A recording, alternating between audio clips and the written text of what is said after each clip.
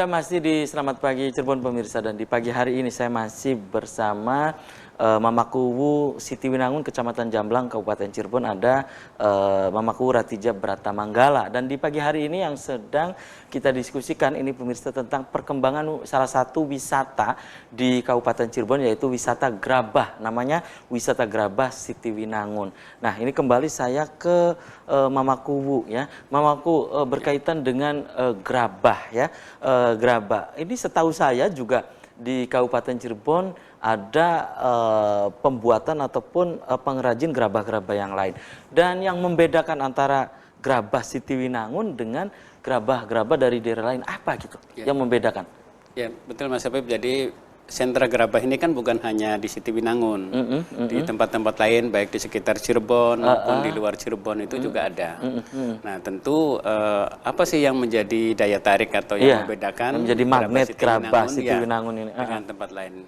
Paling tidak ada 4 hal Mas Arif. Apa itu? Yang pertama dari historisnya ya, tadi saya sudah singgung sekilas bahwa sejarah, ya gerabah Siti Winangun ini kan sudah ratusan tahun sampai tadi saya diwariskan katakan turun-temurun ya Mama Kuwu ya.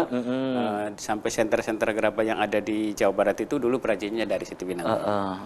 Yang kedua dari kekuatannya Mas Habib, kekuatan apa nih maksudnya? Kekuatan gerabahnya nih? Iya, kekuatan gerabahnya. Karena bahan baku gerabah Siti Winangun itu bukan hanya tanah lempung, tapi juga ada campuran pasir kali. Dan itu campurannya harus proporsional. Biasanya kan cuma tanah lempung aja.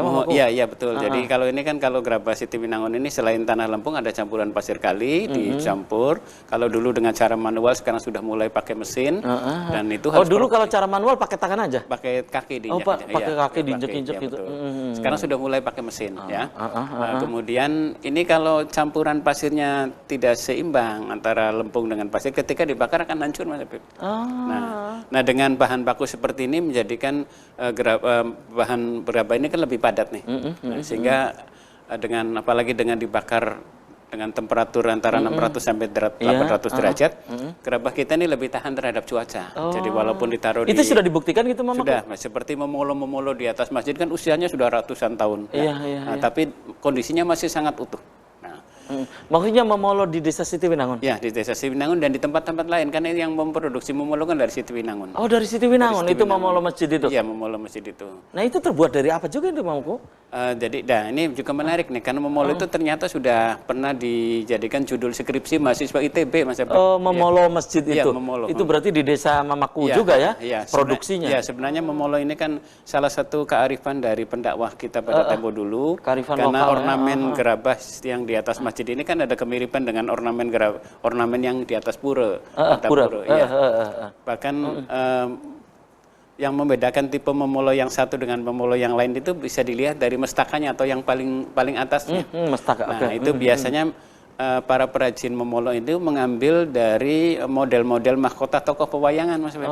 Ada model Dwarawati, ada model Yudhistira, ada model Ramawijaya ya. Ada model Adipati Karna. Nah, artinya bahwa Islam sebenarnya terbuka dengan simbol-simbol budaya yang lain tanpa harus kehilangan identitas keislamannya. Nah, kemudian yang ketiga ini dari ragam hiasnya Mas Habib. Ragam hias gerabah Siti Winangun itu sangat variatif sekali. Ini juga pernah ada mahasiswa ITB yang mengadakan penelitian skripsi di Siti Winangun, ternyata menemukan paling tidak ada 27 ragam hias. 27 ragam hias bentuk gerabah. Makanya hiasan gerabah Siti Winangun. Iya, dari mulai ada megamendung, ada wadasan, ada rumbing, ada kembang walu, bulan sabit, kembang mawar, kembang semanggen, menyangkobar ya, dan lain sebagainya. Banyak sekali itu Mamaku ya. Jadi kalau diinventarisir itu ada filosofinya nggak Mamaku? Ya tentu maksud ada makna maknanya ada, baik yang ada makna filosofisnya maupun yang hanya sebatas estetika saja. Estetika keindahan. Contoh misalnya ketika saya tanya ke para perajin ini apa itu lambang megamendung? Ya, wadasan dan megamendung. Apa mereka jawab? Kalau megamendung kan posisinya horizontal ya. Kalau wadasan vertikal. Jadi wadasan itu melambangkan bumi, megamendung itu melambangkan langit. Artinya keagungan Tuhan ini meliputi seisi langit dan bumi. Itu filosofinya. Jadi sebenarnya terbuka juga kalau misalnya ada inovasi mengenai ragam hias. Kemudian yang keempat Mas Habib, dari bentuknya Mas. Jadi bentuk gerabah kita ini sangat variatif. Paling tidak ada 4 yang biasa diproduksi di Sitiwinangun. Yang pertama benda pakai atau benda fungsi. Nah ini biasanya ibu-ibu sangat mafhum ya, karena ini umumnya kaitannya dengan perabot rumah tangga. Seperti kuali, paso, gentong pengempalan, ya, tungku, dan lain sebagainya. Ya. Jadi kemudian yang kedua, benda yang ada kaitannya dengan upacara dan keagamaan, Mas Habib, seperti gentong yang tempat wudhu ya, padasan. Ya. Gentong untuk wudhu itu. Namanya padasan. Nah, mungkin ini berasal dari kata peabdasan. Dalam bahasa Sunda abdas itu wudhu ya. Nah, kemudian ada juga biasanya kalau dalam upacara pernikahan kan ada itu kendi, untuk ya. Kendi, nuju bulan juga gitu ya, nuju bulan. Kemudian juga ada memolo ya. Ada juga karena sebagian masyarakat masih punya tradisi membakar kemenyan, ada anglo ya, dan sebagainya. Kemudian yang ketiga benda seni, Mas. Benda seni baik untuk hiasan indoor maupun outdoor ya.